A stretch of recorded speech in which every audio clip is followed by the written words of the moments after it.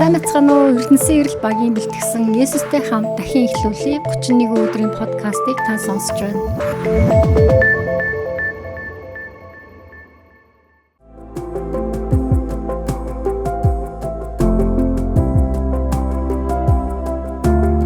Ертөнцөөсний амлаж хэлсэн бүхэн хэр зэрэг үнэн болох нь түүний хүчээр харагдаж байдаг. Тиймээс ч бид Есүс Христээр дамжуулан ертөнцөөсний яруу алдрыг мандуулахын тулд энэ үг батарш болтугай гэдэг үгийг хэлдэг лээ. 2 дугаар Коринф 1-р бүлгийн 20. Мөнхийн Есүсний амлалт Есүсээр дамжуулаад амен буюу энэ үг биелнэ гэсэн утгатай байдаг.